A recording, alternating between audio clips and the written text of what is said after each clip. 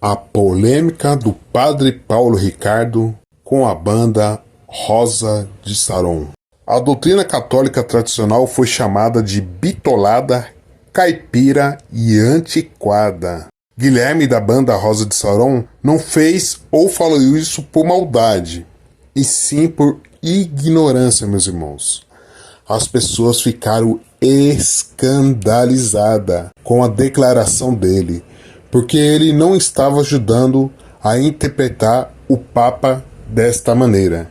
Dizer que o Papa respeita a todas as pessoas é uma coisa, mas dizer que o Papa acha que todas as religiões merecem respeito, entendendo por respeito que todas são iguais, é ir contra os ensinamentos da Igreja Católica. Isso é distorcer o pensamento do Papa. Se o escândalo foi público, a correção deve ser pública. Isso quem disse foi Padre Paulo Ricardo, meus irmãos. Se você está gostando do vídeo, dê um joinha, dê um like aí, se inscreva em nosso canal. Logo a seguir você vai ver o vídeo do Padre Paulo Ricardo. Gostaria então de fazer alguns esclarecimentos, né?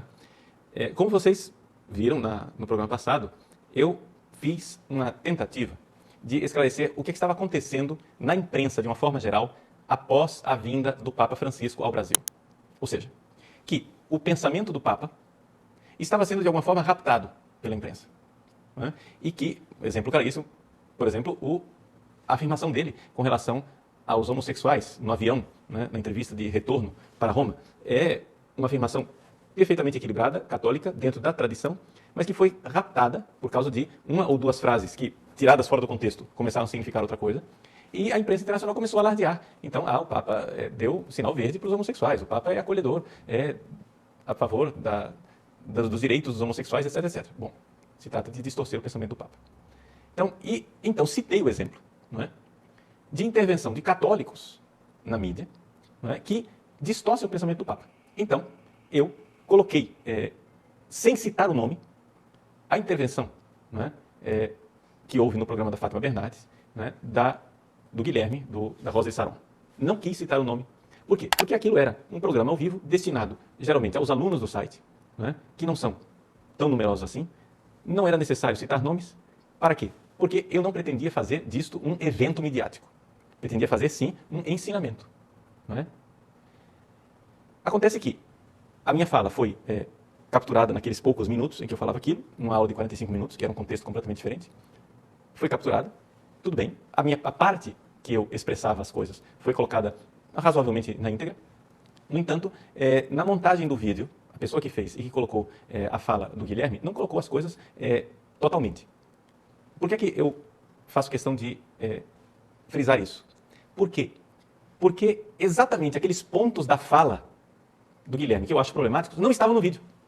Não é? O que eu acho problemático não é ele levantar a dificuldade da salvação de 1 bilhão de chineses. Não, isso não é nada de ruim. Ou seja, é realmente uma dificuldade teórica grave dentro da teologia católica. Como resolver essa situação de 1 bilhão de chineses que não conhecem a Cristo? Como é que eles serão salvos? A dificuldade não é essa. A dificuldade foi a expressão de relativismo religioso que eu, quando fiz o meu programa ao vivo, simplesmente sintetizei. Não citei palavra por palavra aquilo que ele disse. Não é? Algumas pessoas podem achar que eu distorci o que o rapaz disse. Na realidade, eu resumi de forma mais articulada o que ele disse. Porque o que estava dito ali é que dizer que a Igreja Católica está certa é uma mentalidade interiorana, caipira, não é? E que discussões a respeito, né, de qual igreja está certa e qual é a verdadeira religião, etc. e tal, é uma coisa do século passado. Então, com uma cajadada só, aquilo que é a doutrina católica, não é, tradicional foi chamada de bitolada, caipira e antiquada. Bom, uma das coisas eu aceito, ela é antiquada de fato, mas ela não é do século passado, ela é de 2000 anos. De fato, é uma posição bastante antiquada, porém sempre nova. Por quê? Porque é a fé da igreja. Eu não acho que o Guilherme tenha feito isso por maldade, tanto que eu coloquei, né, a possibilidade de que ele fez isso por ignorância. O fato, porém, é que houve o escândalo público. As pessoas ficaram escandalizadas com a declaração dele. Por quê? Porque ele não está ajudando a interpretar o Papa dessa maneira. Não é? Ou seja, dizer que o Papa respeita, não é, todas as pessoas é uma coisa. Dizer que o Papa acha que todas as religiões merecem respeito, entendendo por respeito que são todas iguais, né, que não existe essa coisa de que católico está certo, isso distorceu o pensamento do Papa. Algumas pessoas disseram, mas padre, por que o senhor não chamou a atenção dele privadamente? Bom, por duas razões básicas. Primeiro, porque eu não vejo razão nenhuma de corrigir uma realidade que causou um escândalo público de forma privada. Ou seja, o escândalo foi público, a correção deve ser pública.